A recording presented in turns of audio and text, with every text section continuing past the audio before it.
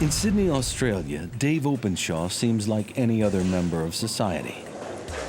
He's not excluded for reasons of religion, culture, or lifestyle. Yet he's always felt like a misfit.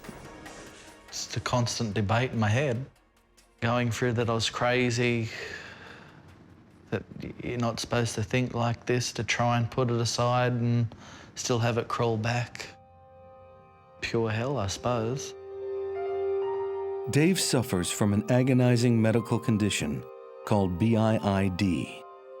For 28 years, he had a powerful urge to remove his right leg just below the knee.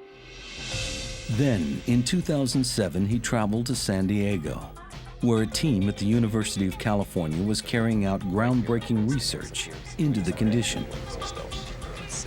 Their studies focused on a specific area of the brain, the parietal lobe. We had this hypothesis that there's something wrong in the right superior parietal lobule where you construct your body image. Maybe in these patients, congenitally, a piece of this body image is missing. You and I have the complete body image. Maybe in these people, one leg is missing. In this test, a researcher taps on the subject's leg. The sensors pick up the reaction in the brain, and a response registers in the parietal lobe. So what we see in our control subject is that we have normal parietal lobe activation in response to touching the skin. But when researchers carry out the same test on Dave Openshaw, And in patient David Openshaw, in this same area that we should see activation, we see none. his parietal lobe registers no response. This back portion of the head, the superior parietal lobe, remains completely inactive, even though we're touching his affected limb. It seems Dave's neurological body map is incomplete. His brain is telling him his lower right leg simply isn't there. For Professor Ramachandran, such results are clues that BIID could be a brain malfunction. Well, there are strong hints that it's neurological, but at this point, the evidence is suggestive, maybe even compelling, but it's not conclusive.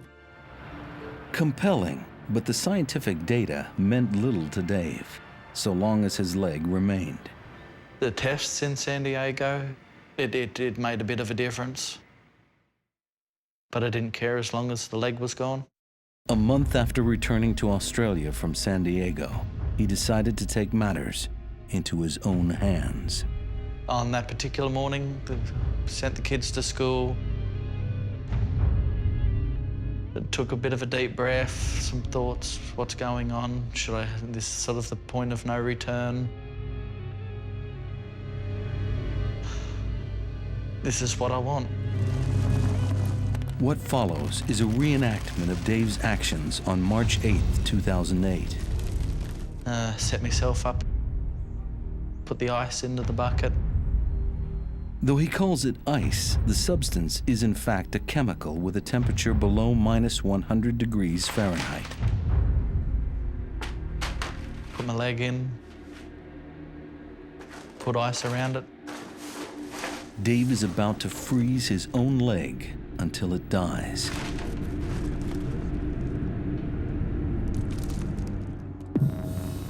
He could easily lose his life in this attempt to kill his leg. He could suffocate from the chemical fumes or develop a fatal blood clot. The pain when it was in the bucket, it was a stingy feeling. My hands hurt, so I ended up having to put socks on my hands to put the ice in. Other people who try taking a limb pass out from the pain and give up. But Dave is determined. I actually went through a range of emotions while sitting there. Excited, bit panicky here and there. Once his leg goes numb, he simply sits and waits. I knew in my head to do it properly, it was going to be a minimum of 4 hours. I got the 6. Joe came home early. Dave's girlfriend, Jo, calls an ambulance. When I did lift the foot out of the bucket and put it on the floor, it was frozen solid. When it hit the floor, kablump.